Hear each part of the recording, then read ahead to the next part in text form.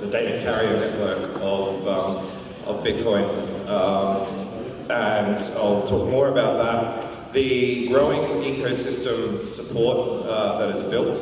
I think it's important to look back at the history of Bitcoin SV. There was a series of disagreements through the last 10 years of Bitcoin's history.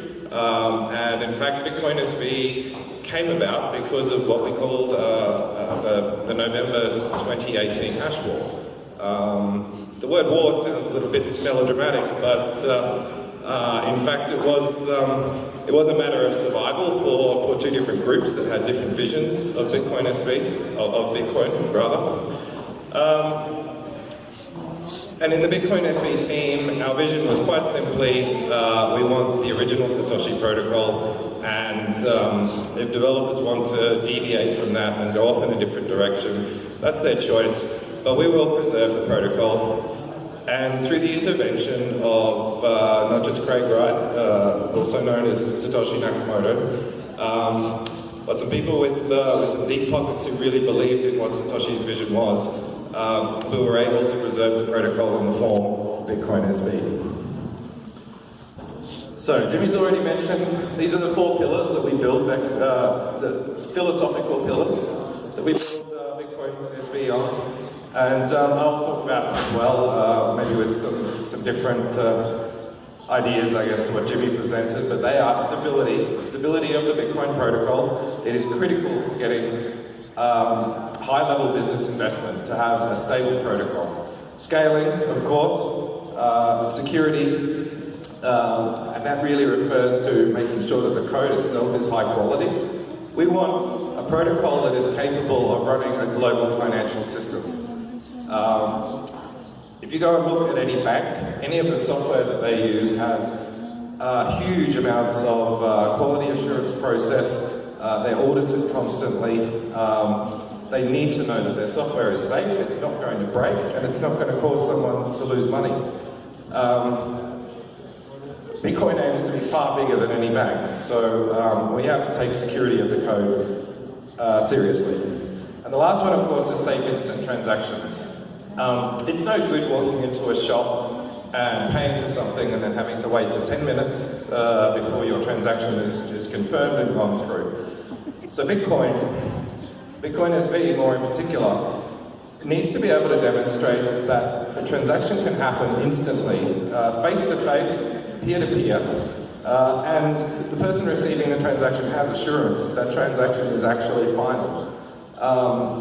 If we're going to compete with the likes of Visa, MasterCard, the FPOS terminals that we use in many shops, if we're going to compete with cash, we have to be able to offer the same or a better user experience than those payment mechanisms. And we can.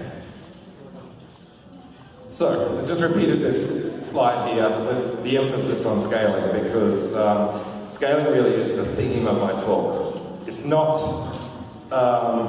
it's about why scaling matters. We need to explain why it does matter and why it differentiates Bitcoin from other payment mechanisms, not just blockchains, but non-blockchain mechanisms. We need to explain why Bitcoin SV can do it. We can explain that Bitcoin SV is doing it. And lastly, I think we need to show why it's such a key differentiator, and perhaps take a little look back at history at why it's been such a contentious issue in Bitcoin's history. So firstly, let's just touch on security, because it's something that we really take seriously in the Bitcoin SV project. We have one of the largest and most well-funded software development teams in the blockchain world. In fact, it's getting larger. We have a dedicated quality assurance team. So we have these kind of two streams in two branches of our Bitcoin SV team. There's the developers themselves and there's the QA team, and they're completely independent of each other. QA is a quality assurance. They do the testing of all of the new changes that happen in Bitcoin, and nothing gets through without their okay. The developers do not decide what goes into Bitcoin. And maybe So there's quite a few other rules that need to be checked, and the miners take the responsibility for checking these rules. They then mine these transactions into blocks, and this is what happens every 10 minutes, and this is where the whole block size comes into play. And the reason why scaling matters in this sense is because miners derive their revenue from these teeny tiny fees that are paid with each transaction. Right now they're paid with this thing called a block reward, which is constant. It's 12.5 Bitcoin every time you find a block. But that block reward is designed to get smaller and smaller and smaller over time, because it was only ever meant to be there to help spread Bitcoin around the world. Satoshi originally envisaged Bitcoin's economy and security being driven purely by transaction fees. And transaction fees are, in a world where you don't restrict block sizes and you don't restrict the scale of Bitcoin, are intended to be low. Because Satoshi wanted Bitcoin to be usable in all parts of the world. You know, there are countries where $1 is a lot of money, and there are countries where $1,000 is not a lot of money, and there are countries in all sorts of different parts of that spectrum. And Bitcoin transaction fees, if they're really, really low, then Bitcoin is usable in all different parts of the world. If I went to the Philippines and I had to pay 50 cents for a transaction, it may not be worth it for me. If I went to various countries where the cost of living is extremely low, a 50-cent transaction is really expensive.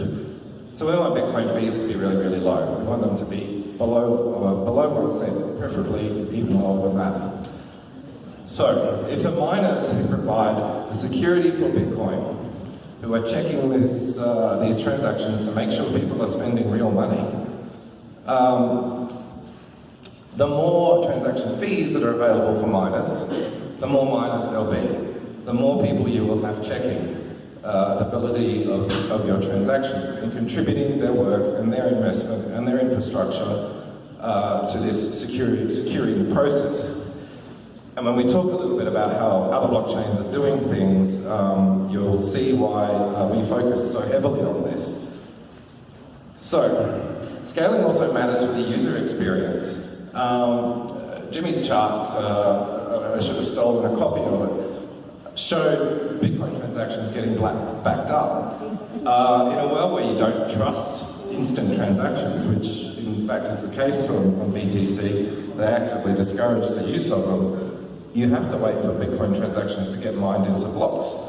And that means that you can't allow the transactions to be backed up because they'll take too long. So the user experience is important if we want to be able to compete with Visa, MasterCard, etc. Transaction fee-driven security is what I talked about before. More transactions equals more miners equals more security. And second layer solutions, which are the solutions that many other blockchains are looking into. The way they work is essentially to move your Bitcoin off onto some other validation mechanism, right? And this other validation mechanism is distinct and separate from the miners. So it's not actually paying the miners, and it's not encouraging more miners to come in. It's sending all of this validation process over somewhere else, which means that there's an upper limit to how much security Bitcoin, BTC Bitcoin is ever going to be able to achieve.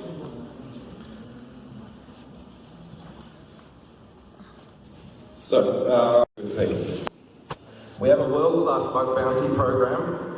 We offer a maximum of $100,000 for anyone out there who can find a critical security bug in Bitcoin and tell us about it. Now, there's rules around how you do it. You have to tell us about it privately so that we don't end up with the whole world knowing about a vulnerability.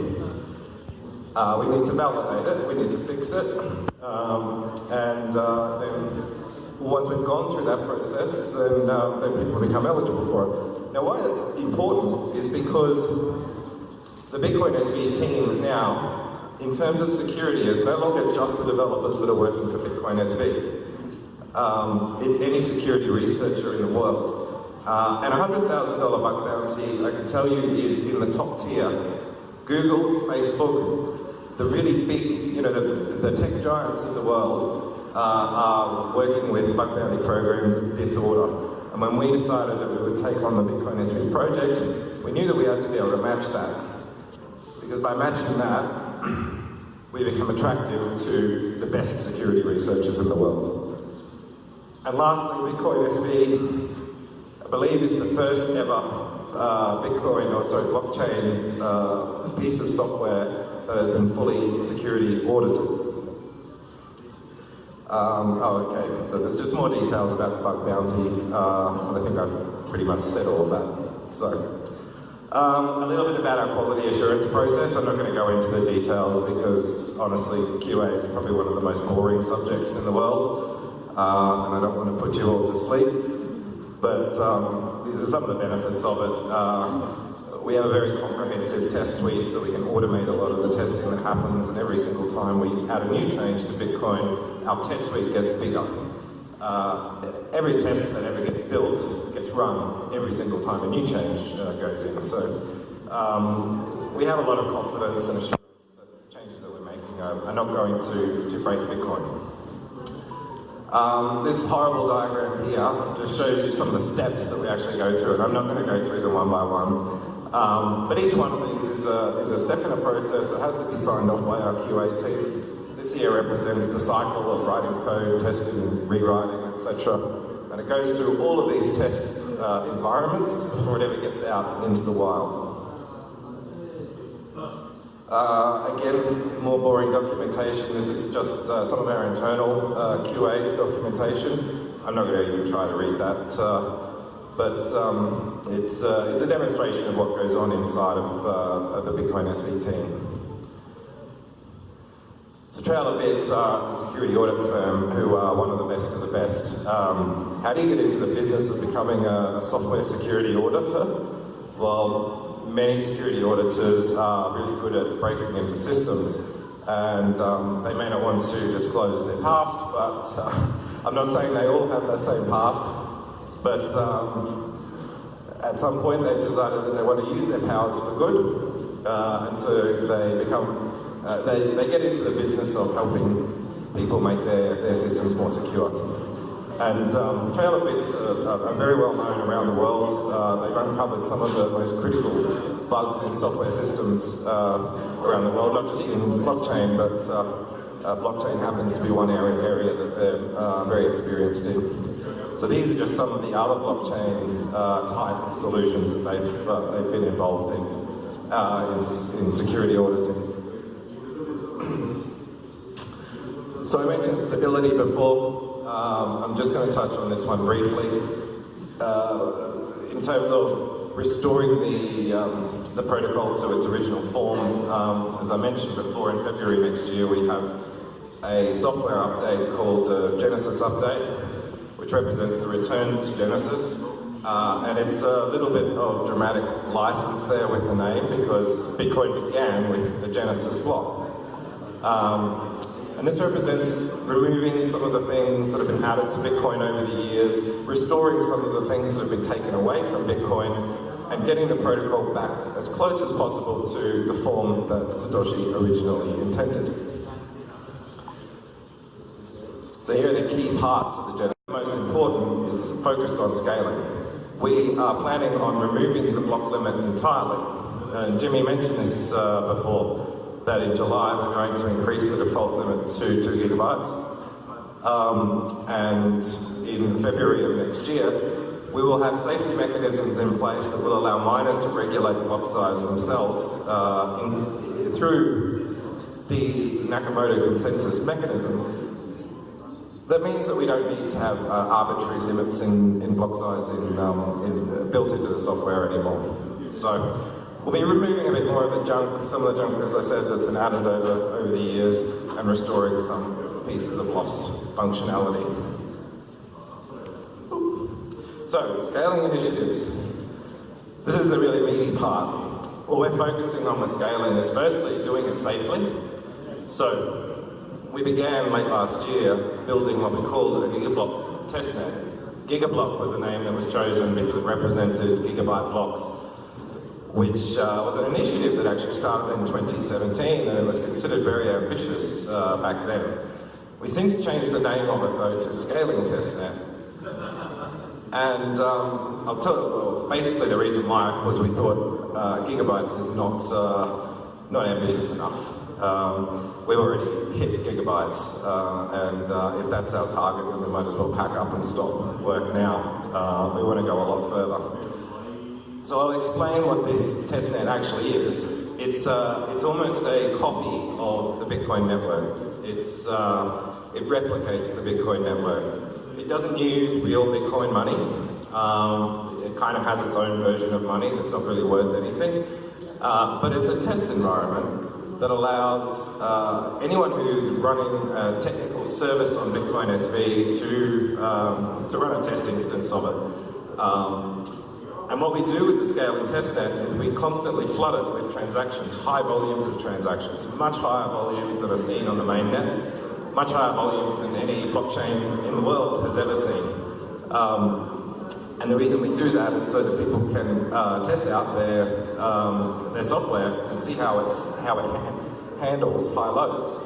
Because the last thing you want to do is build a service on Bitcoin and then start scaling Bitcoin and all of the services break because they didn't anticipate the stresses and loads that would be placed on them at high scale.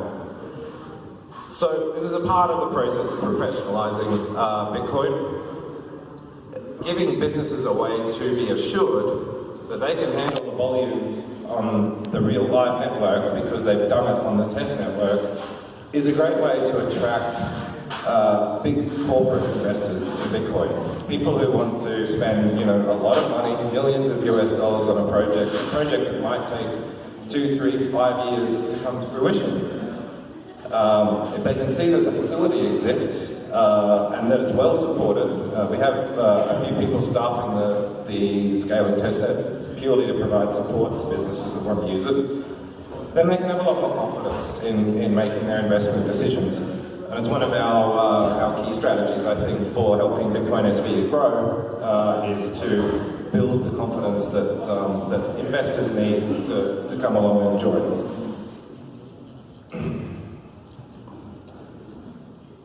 So, why scaling matters? Scaling matters for quite a few reasons. And the first that I've got listed here is, it's partly to do with the security model of Bitcoin. So I'm going to explain a little bit about how Bitcoin mining works and why we even have mining. Bitcoin is a whole lot of transactions flying around the internet, and people are receiving these transactions, but then they need to ask themselves a question: how do I know that this transaction is real? How do I know that this transaction actually represents real money? We have this thing in the world called banknotes, and I've got one of yours right here. I recognise it, and if someone comes into a shop and gives me one of these that's not orange, instead it's purple or some other colour, I'm probably going to be a little bit suspicious. But how do you check that with digital data? Well, this is where miners come into play.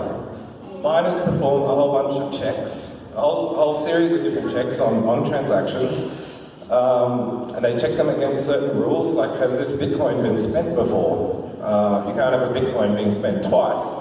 Otherwise, why would you? Otherwise, you could spend it 3 times or 10 times or 100 times, and it wouldn't be worth anything.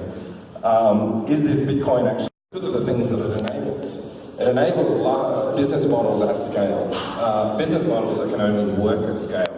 So miner transaction fees are one that we've just talked about. That is a business model. There are more business models available or waiting to be exploited in the world of Bitcoin as it grows and scales. Data storage and retrieval is a big one. Only been enabled for the last few months on Bitcoin SV, and it's not enabled on any other blockchain.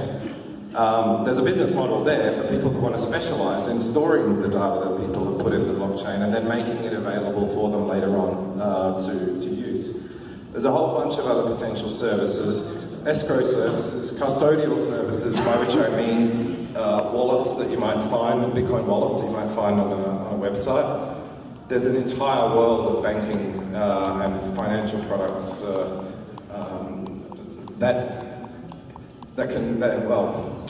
you can pretty much do all of the things that banks do on Bitcoin. They haven't quite figured it out yet, but they will.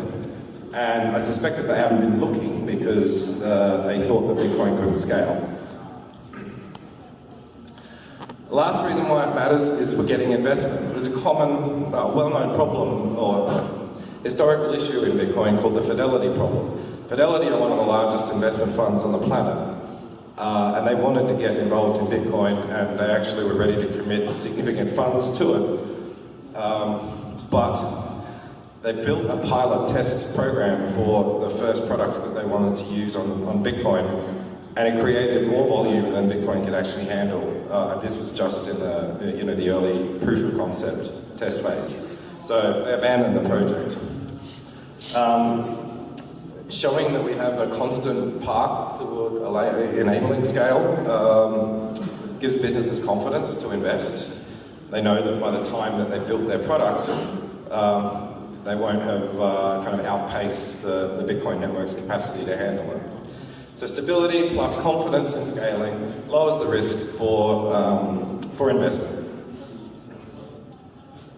Scaling, who's doing it? Well, hand on heart, we are the only ones that actually are. There is one other Bitcoin-like network that has paid lip service to the notion of scaling, but there's nobody who is pursuing it with the same urgency and vigor that the Bitcoin SV blockchain is. And we do this for a number of reasons, because it is embracing Satoshi's scaling strategy. Satoshi explained this back in 2010. He said it never hits a scale ceiling. He talked about data centers. He talked about the way that the Bitcoin network would look in the future at scale. And we prioritize scale as a business fundamental because of what I talked about before, the need to provide security and stability for business investors. Part of the reason why we're doing it is because we're very well funded and supported.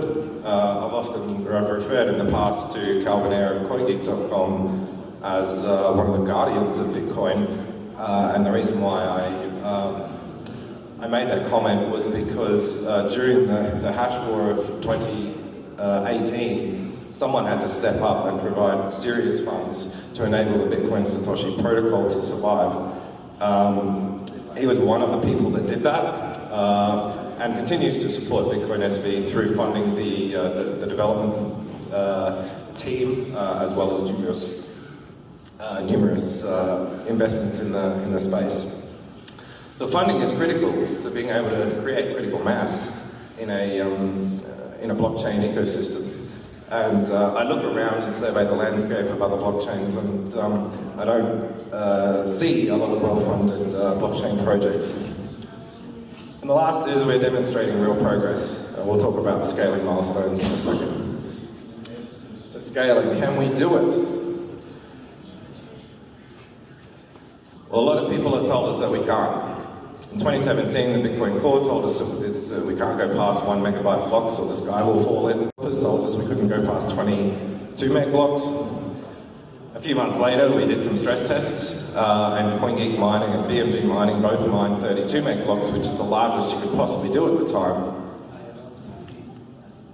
And then on the 15th of November, the infamous hash war where Bitcoin SV came into existence. And at that point, the block size limit for Bitcoin SV was raised to 128 megabytes, which was just the beginning. So they told us we couldn't. Did we? Well, on the 19th of November 2018, 4 days after the birth of Bitcoin SV, we mined the first 64 megabyte block. On the 1st of March, Mempool, another mining pool based in China, mined a 103 megabyte block. On the 8th of March, on the scaling test network, not the main net, not the production network, on the scaling test network, we intended to mine 128 meg blocks, and we wanted to do it continuously for 24 hours to prove that we could do it in a sustainable fashion, not just as a one-off. It took us a little while, it took us a little bit of tweaking, but we got there. And then we kind of walked away and did other things, and we came back and looked at it 24 hours, and lo and behold, we'd forgotten to turn it off, and then it kept on going. So we went, oh, I wonder how much longer it'll go for. So we left it, and we left it, and we left it, and we got to about 7 days, and by that point we just decided, okay, well, let's stop now, let's give up. So it was completely unexpected for us that we would have continuous days of 128 meg blocks. Not a single block was below 128 during that time.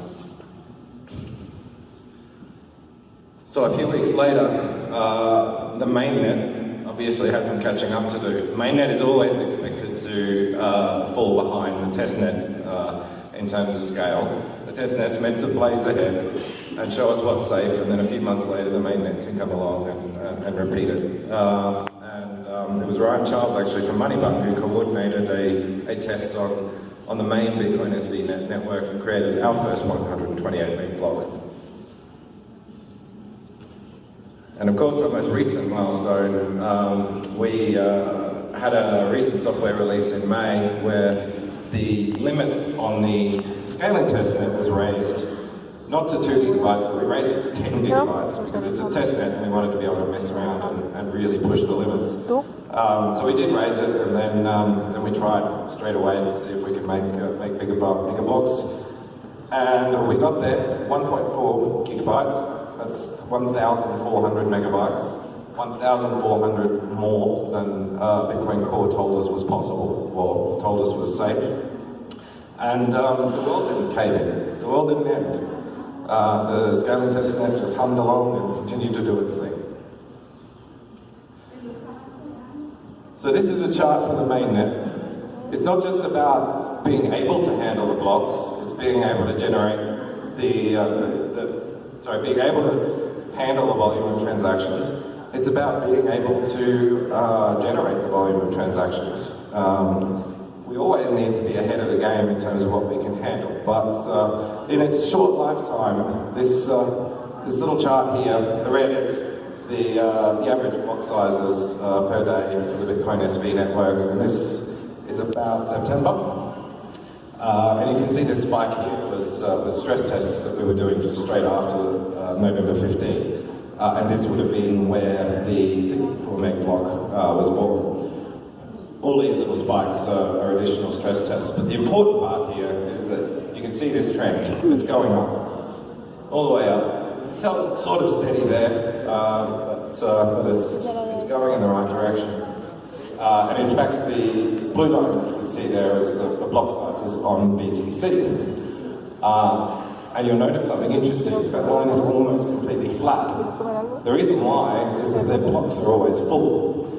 Their limit is 1 megabyte, and they've always got more than 1 megabyte worth of transactions they need to put in. That's in stark contrast to the spikiness of this other graph of Bitcoin SV. That's what it should look like. We should be able to handle these massive spikes here without anyone ever having to slow down. So this would be our capacity way up here, but most of the activity would be happening down here. And this is where we're just humming along. The system's not under any kind of stress at all. It's just handling payments. And this is the number of transactions per block. And again, you can see these spikes. These are stress tests. But it also shows the sort of upward trend of transaction counts. And we're seeing quite significant upward trending lately. And I should point out, this is actually a logarithmic chart. So this is actually creativity that we saw in Bitcoin SV among the development world was unbelievable. It was nothing that I expected. And I'm sure it's taken a lot of other people by surprise. Exploiting the power of being able to store data immutably on the blockchain. This list is actually missing quite a lot. It should be a lot bigger than that, but I had to put this slide together in a bit of a hurry. It just gives you some idea of what's going on. I'm going to skip this part because something I'll go into later. So I just want to run through what Bitcoin SV's ecosystem looks like right now, because it's actually an amazing picture. Right now we have a very cohesive direction for wallets. This is the software that you as a user would use to interact with Bitcoin. We've gotten wallet developers together to come up with a really cohesive direction for how the user experience should look and feel. Because it's something that's been done really badly in cryptocurrencies in the past. We've really been bad at making Bitcoin easy to use and making it a friction-free process. But we're getting a long way there, and I'm sure as Brian X. Charles speaks later, he will explain some of those mechanisms. We have a very healthy and expanding tool set. These are the tools that developers need to use to be able to build new products on Bitcoin SV. We've got really well-supported libraries, the BSV library, which is supported by MoneyButton. BitSV library is a Python programming language. nChain is an Accessendo SDK, which actually targets, is available in 4 languages, C++, Java, Python, and JavaScript. And of course, I mentioned Unwriter before, who is extremely prolific in producing tools for developers. Okay, so we've got robust and well-supported test environments, the scaling test network. This is there so that we can instill businesses with confidence, businesses that want to invest in the blockchain. And of course we have that confidence now that we can rely on scale. We've got a solid track record of increasing the scaling capacity of Bitcoin and demonstrating that it can handle it without falling over, without the world caving in, like so many told us was going to happen. And we're developing and have already developed and are continuing to develop sophisticated tooling that enables us to measure our progress and to gain deep insights into what the next set of scaling challenges are going to be. So this is a little picture from our site called bsvdevs.com. What they do is they're essentially a directory of services on Bitcoin SV. And you can see the numbers here. This is, bear in mind, this is an ecosystem that is only probably 5-6 months old. The hashboard itself was took quite a toll because it essentially split 2 ecosystems. I'm very happy with the half that we ended up with. We ended up with the professional businesses, the people that actually had solid business plans, and very, very high quality developers. And in a very short space of time, look where we've got 39 different APIs and development tools, 27 different productivity tools, 15 block explorers. We started with 0. On the night of the hash war, we had 0 block explorers on the Bitcoin SV network. The night after, we had 2. And in subsequent days, we've grown that number significantly. So it's a pretty healthy ecosystem for such a short space of time. I should point out this site is not comprehensive. There's a bunch of other stuff there that is not yet listed here. And what do we need more of? Well, scaling. The need to scale will never stop. We've lovingly called our new Bitcoin SV node project the Terra node because we want to target Terra. This is 100, this is 1,000, this is 10,000 or something along those lines. So although this doesn't look like it's gone up by much, it's actually gone up by more than 10 times. So I think that answers some of the questions about whether we can do it. Now that we can handle scale, what else can we do with Bitcoin? Well, the data revolution. This is something that is unique to Bitcoin SV. And it's something that almost happened by accident. A revolution that began on the 23rd of January this year. And as I mentioned, almost by accident. I had been debating internally with the Bitcoin SV team whether we could raise the limit on the amount of data that you can put into the blockchain and whether there were going to be any negative consequences to this. When I say almost by accident, I think we've been debating about it for days on end, and I think I just had a moment where I decided I'm just going to do it. So we did. And this is the ugly version of what a Bitcoin data transaction looks like. You can see here the text that we chose. Actually, the main body of the text is from the book, Our Alice Through the Looking Glass, which is the sequel to Alice in Wonderland. And this transaction sat in the blockchain, and I had to go to a lot of meetings, and I didn't know who, I didn't think anyone was going to notice, so I would come back and talk about it later. But someone did notice, and I'm not sure if he's a well-known person in Colombia, but I'll tell you a little bit about this chap. Unwriter is an interesting, mysterious figure in the Bitcoin world who is dedicated to creating products on Bitcoin SV.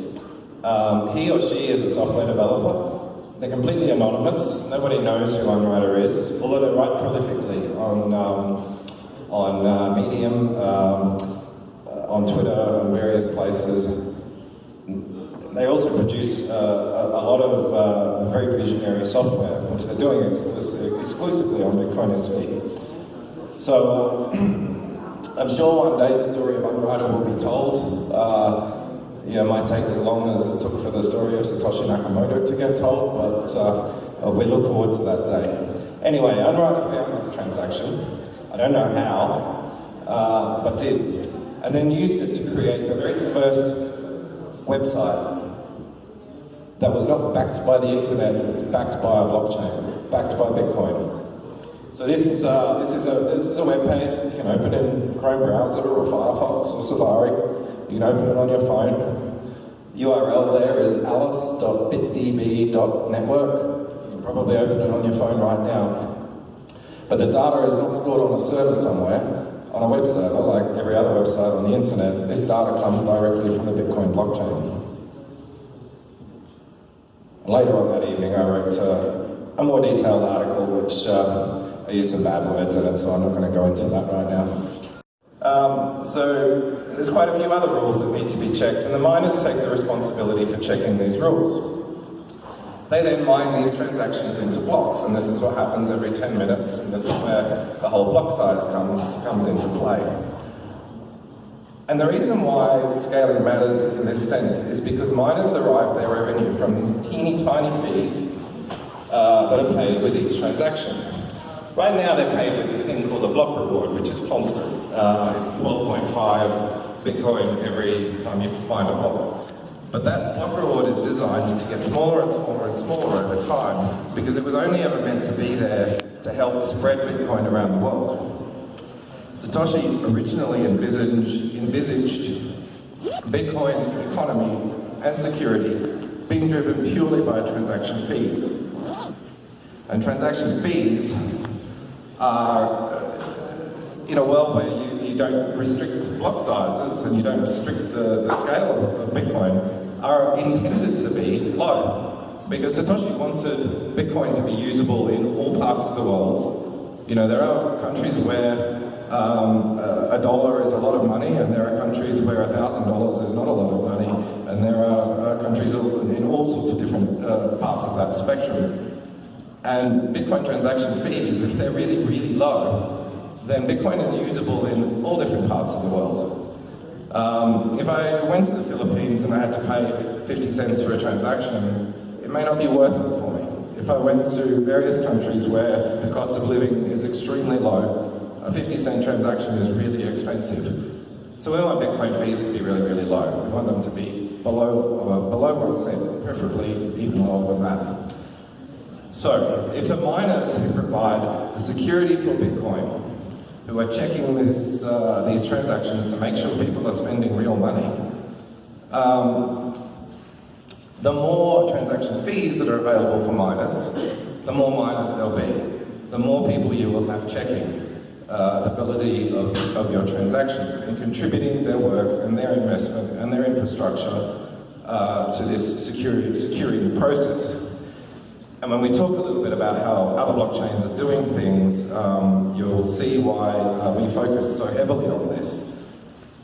So, scaling also matters for the user experience.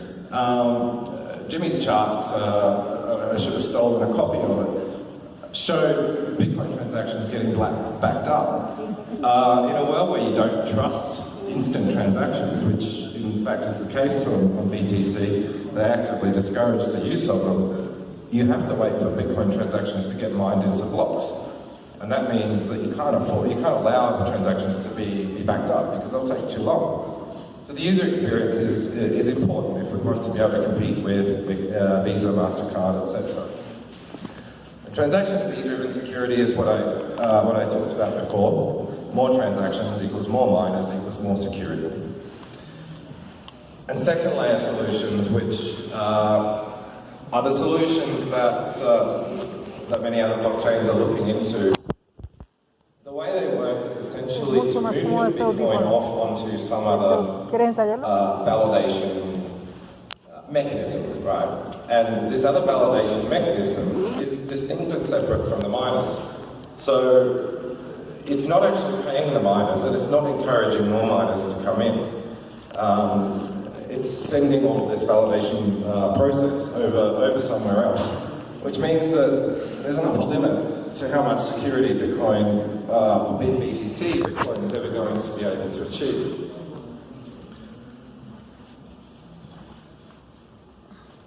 So,